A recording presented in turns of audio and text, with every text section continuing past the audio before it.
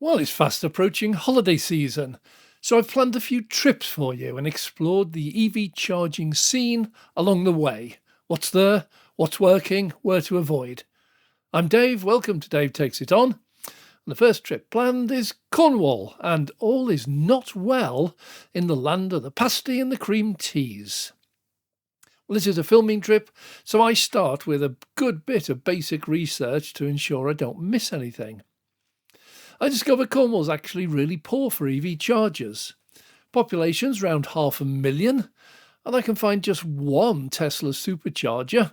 That's at Poole, midway between Redruth and Camborne, and that's got 8 V3 250 kilowatt chargers. Other than that, the next nearest one is over the border into Devon, and that's Lifton supercharger, and this has just been upgraded. It has 15 V4 chargers, and it's open to non-Tesla drivers. Now, you must realise Cornwall is about 100 miles across and about 50 miles deep, and the single Tesla offering is meagre to say the least. Well, besides the supercharger, I found a grand total of 57 rapid and ultra-rapid chargers. I'm going to call these RURs for short, but the vast majority are 50 kilowatt or less. I counted just 6 Fastned 300 kilowatt, and they're shared bay, and 12 Instavolt 160 kilowatt chargers. That's it. Everything else is down around 50. And the fast charging situation is little better. There are some car parks with chargers, but very few, and they are rare. Now think, with the glorious coastline, the tourist attractions, this is a popular destination, and many of those arriving will be driving, and a good number of them this year will be in EVs. However, as I have reported in previous videos, there is a massive increase in the number of new RURs being installed, and Cornwall is definitely not missing out. The charging networks seem to be catching on at last. From the current 57 RURs, there are already an additional 70 with planning permission granted and work underway, announced this year, but not yet completed and turned on. Well, those 70 is more than Cornwall has ever had, and that's just in 1 year addition. Well, while technically Saltash is in Cornwall and that has RURs, it is actually really part of Plymouth. It just happens to be on the wrong side of the Tamar River. So I'm going to include Saltash in my Devon review, which will follow later. And that's going to cover Plymouth in depth because there's an awful lot happening there as well. So my first port of call is Bodmin, and a really interesting grid serve installation. There are notices up all over stating not yet open, currently under testing, but it is actually working. And here is the classic power shortage scenario. There were a handful of 50 kilowatt dual base shared electric highway chargers here, absolutely totally inadequate to the needs of the EV motorists in the height of the season. However, a totally innovative approach was set up. They removed the 250 kilowatt chargers and installed 6 350 kilowatt capable and 6 7 kilowatt fast chargers, and those serve the Holiday Inn. But the extra power required here is amazingly slow in arriving, so a novel installation developed. Well, first, there is a logic in having installed 6 350 kilowatt chargers without enough power to run them all at the same time.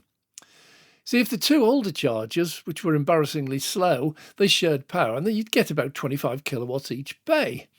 This location would always be full with queues building up quickly. Cars could easily take a couple of hours to charge, and because there was little else nearby, drivers often stayed right to the bitter end and topped up right to 100%, and the last hour they were on charge probably only added another 5 or 10 kilowatt hours. But remember that the average EV charges at a maximum speed of 100 kilowatts, but very rarely gets that fast, only when nearly empty and with a nice, warm, preconditioned battery. From looking at hundreds of cars charging in all my travels, I believe that the average charging speed I have filmed and videoed is less than 50 kilowatts. Well, with 6 350 kilowatt charger, If just one car arrives, that's fine, it can cope and they'll get a really good, powerful charge. If two arrive, they'll each get more than they used to, which used to be 25 kilowatts each. But then you find that limited power from the grid is supplemented with grid-connected batteries. They've installed a battery. Now this charges up overnight, discharges during the day, feeding into the chargers what the grid cannot supply. But if the bays are all empty, the batteries can recharge during the day.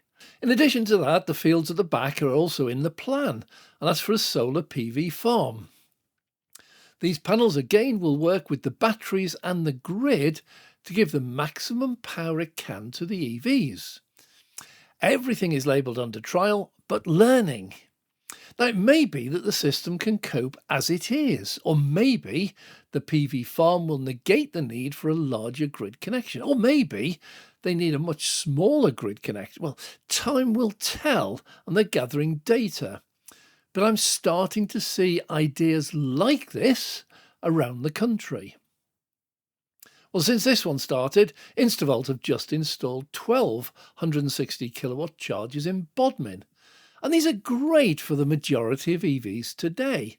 Most EVs charge around about 100 kilowatts maximum, so these are ample for that. And even the ones like the BMWs, the Audis and the Teslas, which charge between 150 and 200, they'll get a really fast charge from these. So they are great for the majority of EVs today, but it's a very scary 85 pence per kilowatt hour.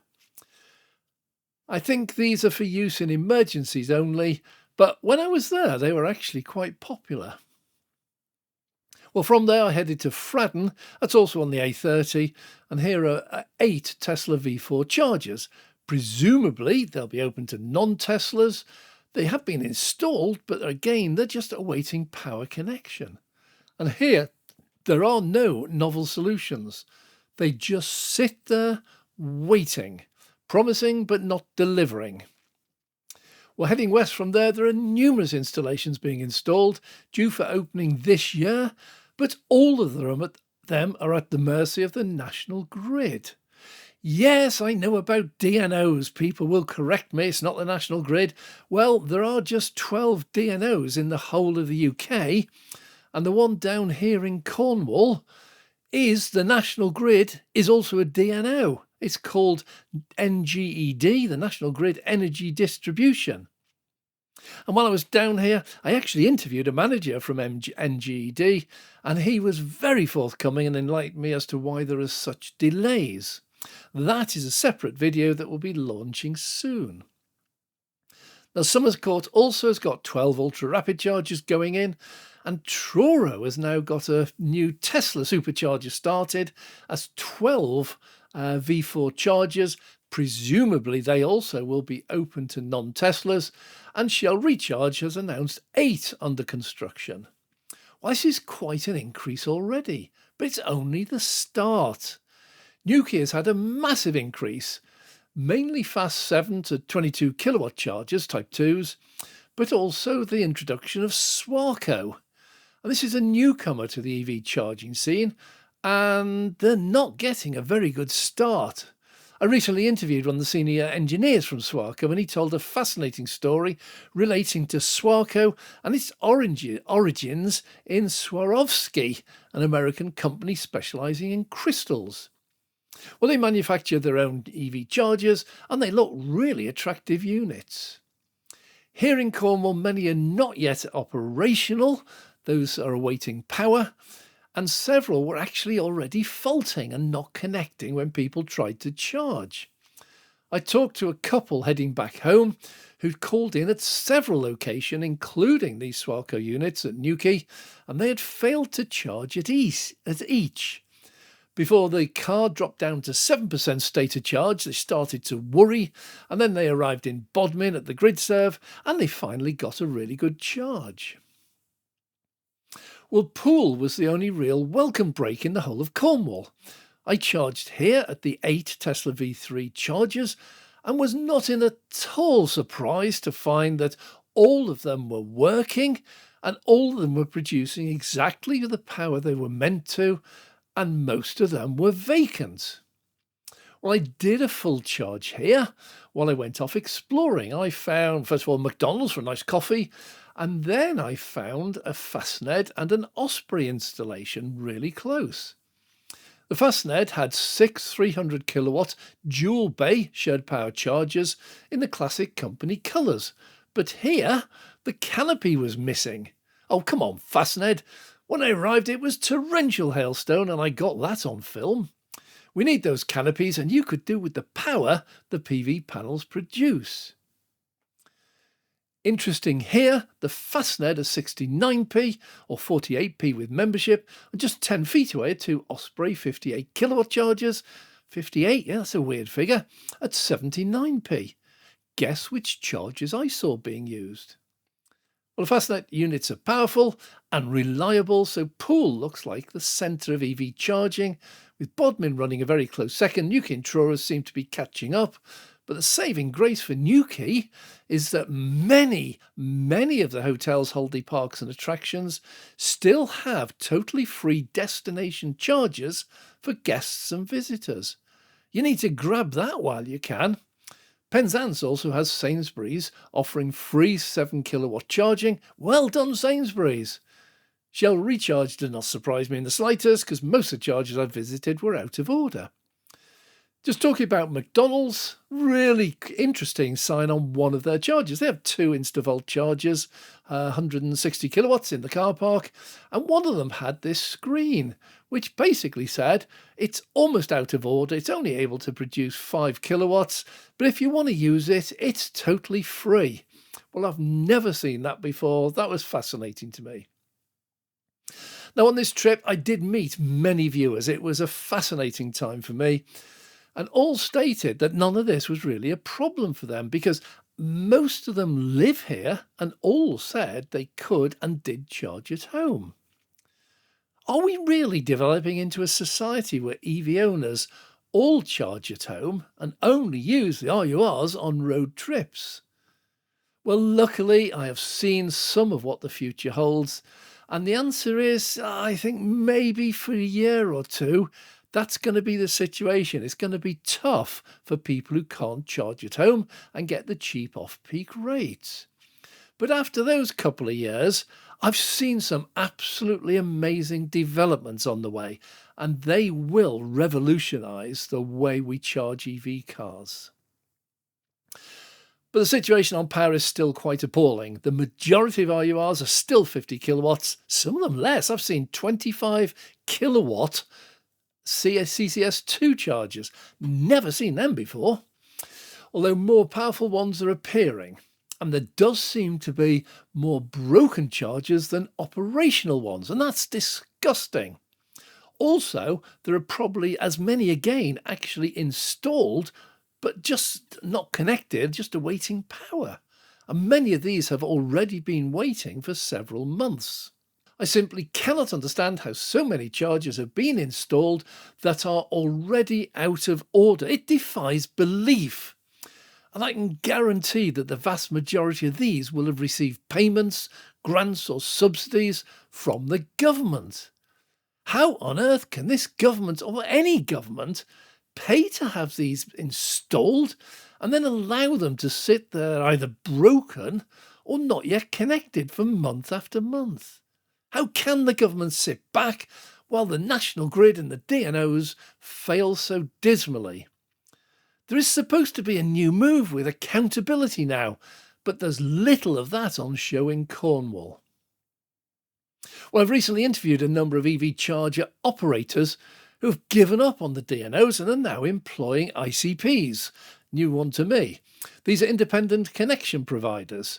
They do all the donkey work. Well, the freeing up the government's allowed means that now people can actually do the vast majority of the work themselves rather than having to wait for the DNO to do it.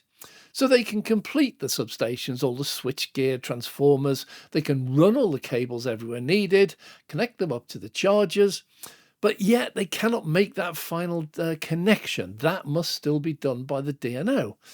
But the theory is, because there's so much work done for them, the DNOs just literally turn up, plug it into the grid, switch it on, test it, and away we go. Well, perhaps with this lesser amount of work, they might be able to get on top of the situation. Well, I did interview a manager at the National Grid Energy Distribution in Poole, which covers most of the areas I visited. Now, he tells a very different story, but whether he's right or wrong, we have far too many chargers sitting there, idle, waiting for connection to the grid. We also have many others not yet even started negotiating with the DNOs. Some of them are given up because they see a waiting list of years. It is well past the time that someone got their act together and sorted this mess out. I am now on a mission. I am going to find out who it is, who can fix this, and ask them directly. Well, after the debacle in the House of Commons recently, where the order of the day was point scoring between the parties, not action, and the scenes witnessed on television, shown around the world, was one of pack animals shouting, screaming and braying at each other. Well, it just brings disgrace to our Parliament and its members. We need to get that stopped. We need to get these acting and passing acts, getting into action and getting things done. Well, I understand many people do not want EVs, and I sort of understand why with some of them. But if the government passes a law and allocates funds for charging, the least we should expect is that it does what it says on the tin. Here, clearly, it doesn't. The government has had 14 years to get this sorted, and they've failed miserably, while the alternative parties seem to be more concerned about getting back into power than having real policies of their own. Our failures are just stacking up. Look at NHS, water companies, HS2, energy, environment, how the list is endless. When will someone actually sit down and achieve something? Well, thanks for watching. I'm Dave. Well, thanks very much for watching. If you have enjoyed this video, please click the like button. And if you'd like to see more, please subscribe and click the notification bell so we can notify you next time we launch a video.